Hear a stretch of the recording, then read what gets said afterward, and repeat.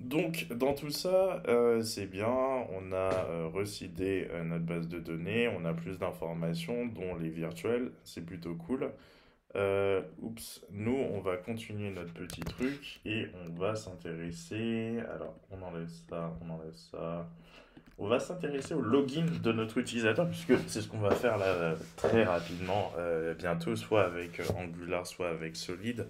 Je sais pas, mon cœur balance. Sans doute avec Solid quand même, pour refaire un peu de Solid. Et donc le login, on va le mettre en place, mais d'abord le sign-up. On sait qu'on aura besoin pour le sign-up de Bcrypt et pour le login aussi. Bcrypt, puisqu'on a haché nos informations, on va devoir comparer effectivement le mot de passe, le raw mot de passe, on va dire le mot de passe brut, avec le mot de passe qui est en base de données pour vérifier si c'est bien effectivement sorti du même Bcrypt, du même algorithme de Bcrypt, algorithme de hachage, de chiffrement, etc. Donc, on a besoin de Bcrypt. On va donc créer tout ça. On sait qu'on va fonctionner avec de l'asynchrone, puisque c'est une requête vers pour la création d'un utilisateur. Donc, on attend qu'il y ait certaines informations à l'intérieur. Alors, c'est pas ça. On attend effectivement un email, un password et un confirm password pour l'inscription. On n'est pas obligé d'écrire ça en réalité ici. C'est ça qui est cool.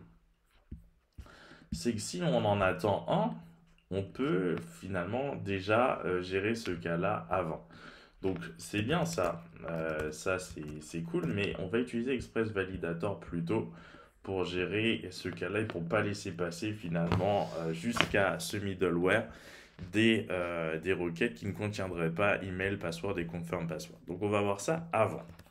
Donc on va partir du principe que lorsqu'on est ici, c'est qu'on a nécessairement déjà effectivement un email, un mot de passe et un mot de passe qui correspond au confirm password, etc. Non, on va plutôt faire un travail de vérification ici. Donc on récupère, et en fait on pourrait même récupérer ça mieux. Mais pour l'instant, on va dire qu'on va récupérer ces petites informations parce qu'on ne va pas les sanitiser. Nécessairement, on va juste vérifier qu'elles sont bien présentes et confirmed password et le truc du corps de la requête. Et le truc, c'est que directement, on sait que tout est bon. Email est un email, password est un password, confirm password correspond parce qu'on va faire ça avant. Et là, tout ce qu'on va vérifier finalement, si la personne n'est pas déjà dans notre base de données. Donc, const all user est égal à await user find one, effectivement, où email est égal à email. On veut vérifier s'il n'est pas déjà dans notre base de données. If all user, ben, ça veut dire qu'il y a un petit problème. Return rest, status, on va mettre un 403 même. Forbidden, JSON, avec un petit message. J'ai oublié la parenthèse. Un petit message invalide data, tout simplement, et fermer les crochets. Donc c'est fait, l'accolade plutôt. Ensuite, si ce n'est pas le cas, on va effectivement comparer. On va utiliser effectivement notre truc Bcrypt. On aurait pu aussi le faire avant, machin, machin. Mais là, ce qu'on va faire, c'est qu'on va vérifier const. On va plutôt hacher le mot de passe Bcrypt. En fait, c'est même pas ça qu'on va faire. On va déjà créer l'utilisateur await user et c'est pas find one, c'est create. On a besoin. Voilà, hop. Email, confirm password, non pas du tout. C'est email et password. Et là, on va utiliser Bcrypt directement ici en version hsync, comme tout à l'heure quand on a fait le seed. Bcrypt, hash, et là hsync, sinon ce sera en asynchrone. Password avec effectivement un tour de 10 de salaison. C'est nickel. Donc là, ça nous crée notre utilisateur. Alors, on va dire qu'on va lui mettre first name, last name aussi. First name, on va vérifier que c'est présent. Ça, moi, on aura tout pour éviter les blocages avec ce qu'on a vu tout à l'heure. Last name aussi, qu'on va vérifier. Alors, email, first name, last name, email, password, c'est nickel. Donc là, ça nous permet de nous créer notre utilisateur. Ensuite, une fois que c'est fait, et là on va avoir besoin de JSON Web Token. Alors est-ce que je l'ai déjà mis? Non, je ne l'ai pas mis, c'est bizarre. Donc on va installer, alors pour le coup c'est ici qu'on va faire ça. npm install JSON Web Token pour garantir finalement que la personne est authentifiée. On va même vérifier que le token existe dans une seconde partie. Donc ça c'est fait. On importe ça ici. Const JSON Web Token est égal à require JSON Web Token. C'est fait. Et on est ici. Donc attendez, je vais juste agrandir un peu. On va, une fois que c'est fait, une fois qu'on a user, eh bien on fait notre petite réponse status 201 puisqu'il y a une création.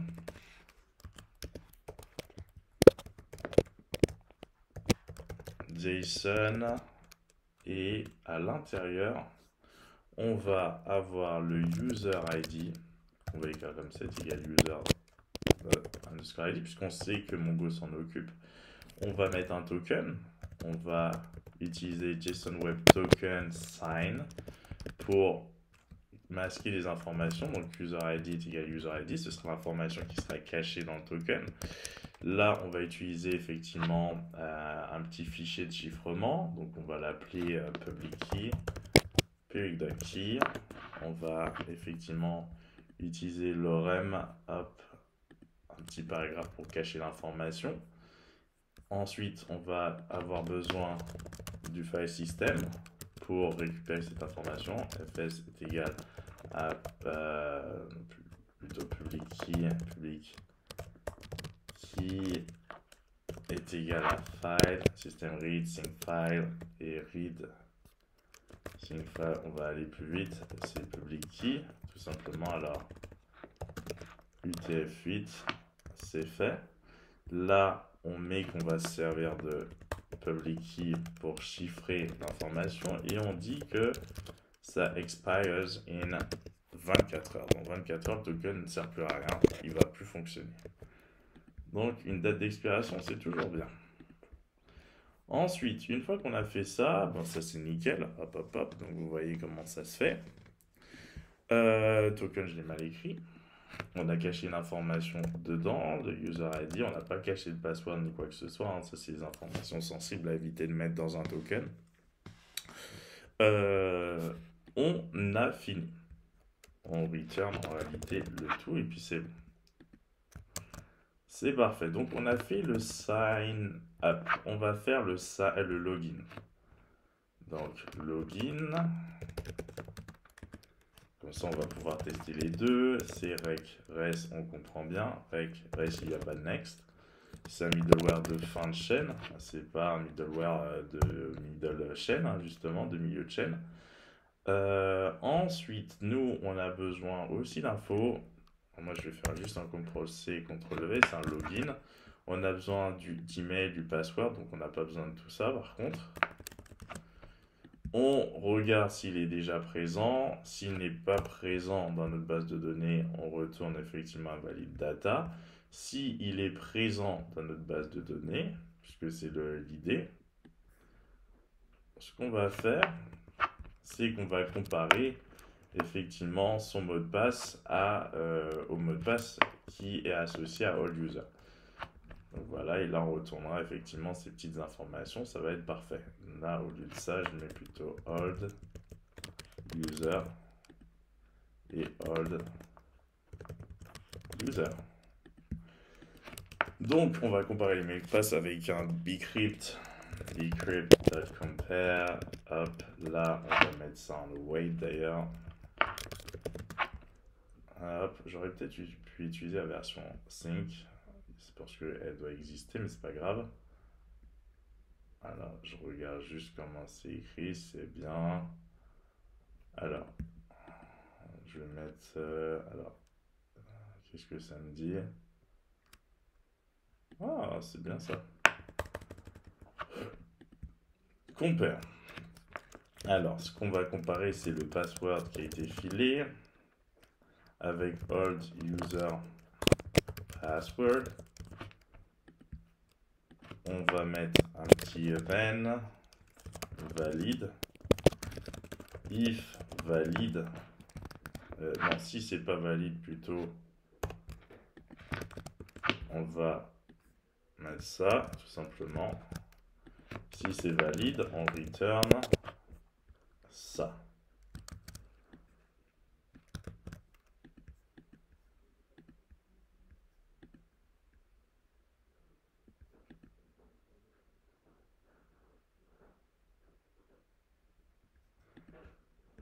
Donc voilà. Donc ça c'est parfait.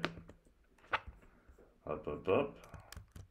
Normalement, alors ça, data encrypted buffer, promesse. Alors on voit que c'est une promesse pourtant. On a mis ça comme ça, j'espère qu'on aura le temps. Alors c'est bizarre, pourquoi il mettait que c'était pas correct. Bon, ça c'est bon maintenant. Tout ça c'est bien. On va pouvoir démarrer tout ça tranquillement. Hop hop hop, le login est fait. Ça nous renvoie bien les informations. Invalide data. Là c'est plutôt 200. C'est pas 201, il n'y a plus de création. Avec les informations de l'ID et le token du user. Donc j'aurais pu même demander son first name, last name, ça n'aurait pas été si mauvais que ça. User ID c'est bien, mais je pense que j'ai besoin de... bah, là c'est bien, je vais essayer de choper le full name. User full name est égal à all user full name tout simplement. Hop. Et on va voir si on va le récupérer ici. Donc c'est fait, on va tout tester. On a notre login, on a notre sign up. Alors hop, hop hop hop. On a notre index qui fonctionnait déjà. On va mettre ça ici, router.post sign up, user control sign up. On va mettre router.post login, router login. Et c'est parti. On va tester effectivement tout cela. Ça fonctionne toujours. Ok, c'est cool. Maintenant, on va faire le sign up. On va créer quelqu'un. Sign up. On va mettre ça en post. On va mettre ça en JSON. On va remplir les petites informations nécessaires. boris@gmail.com par exemple. On essaie d'aller vite. Pour l'instant, là on va mettre un password Alexandre, hop, et confirmed password Alexandre. Alors j'oublie les petits trucs quand même, je vais revenir en arrière, en ce sens où tout ça c'est incertain, donc il faut mettre tout ça dans du try catch. Try pour récupérer potentiellement l'erreur. Try catch.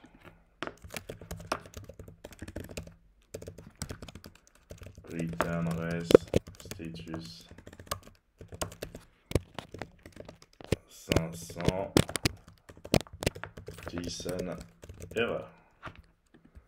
Donc ça je vais mettre ça partout. C'est pour le login c'est la même chose. Il y a beaucoup de choses aléatoires ici.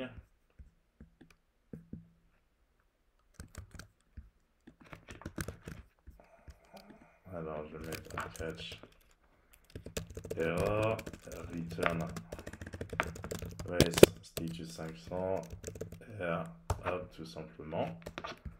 Donc on a géré ça, et l'index on gérait déjà en try catch, non pas du tout. On va rajouter try et le catch.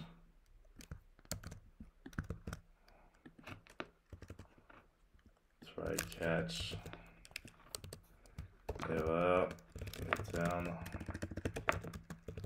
status 500, erreur.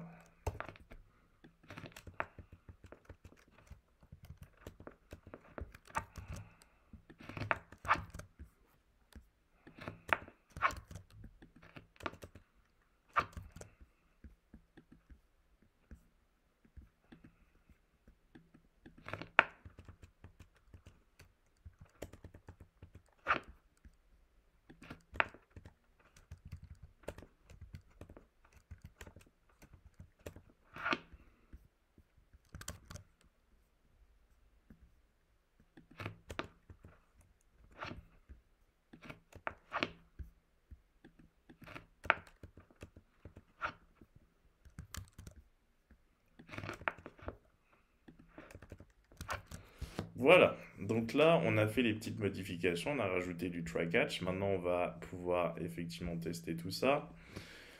Donc sign up, on send, et là ça me dit qu'il y a une erreur serveur. Donc confirm password, on va voir effectivement d'où elle vient, parce que ça a dû la récupérer potentiellement ici, pas du tout.